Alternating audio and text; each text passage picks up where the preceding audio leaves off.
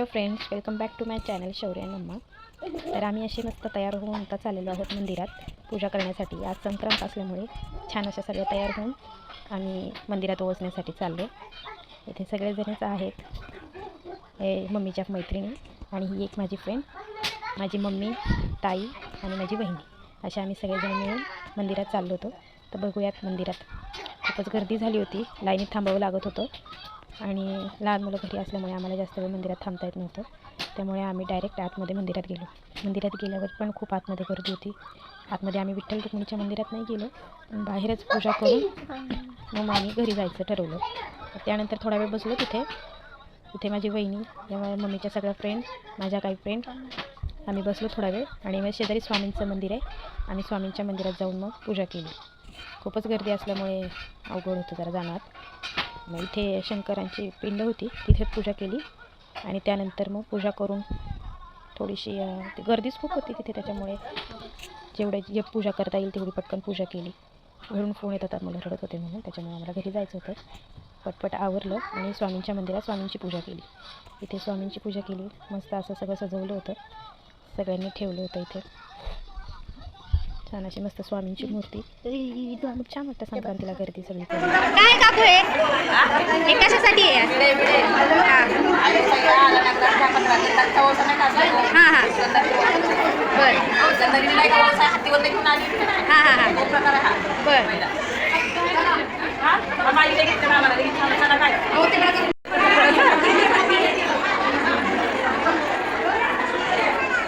बाहेर इथंच आता ह्याच्या पाया पडून घे आणि स्वामींच्या पाया पड.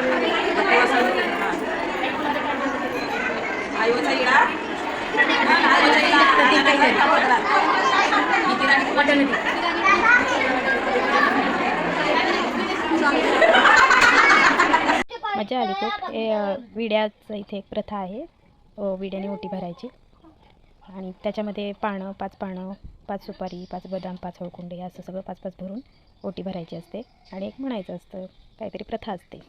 तर खूप छान वाटलं ते. हे माझी मम्मी, माझी बहिणी आणि माझी ताई यांचं पण तसंच केलं. मागच्या वर्षी म्हणजे दरवर्षी केलं की यावर्षी सुद्धा करावं लागतं, त्यांचं पण केलं.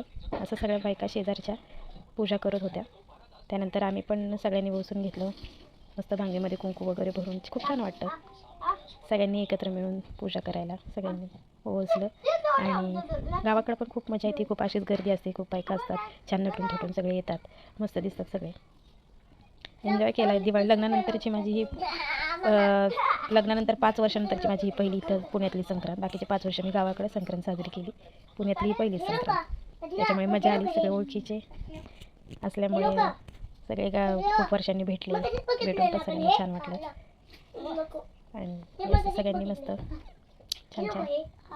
छान आवरून सगळ्यांनी. काही जण पहिल्यांदाच आले, आमच्या शेजारी कोणीच जात नव्हतं मंदिरामध्ये, फर्स्ट टाईम आमच्यासोबतच आले. त्यांना पण खूप छान वाटलं यायला, कारण काही ठिकाणी प्रथा नाही यायची, मंदिरात जायची, घरातच ओवाळतात. तर गावी आमच्याकडे प्रथा आहे, मंदिरात सगळ्यांनी जायचं, मंदिरात जाऊन ओवाळायचं. तसंच मग त्यांनी आमच्यासोबतच आमचं बघून आल्या, त्यांनाही खूप आवडलं.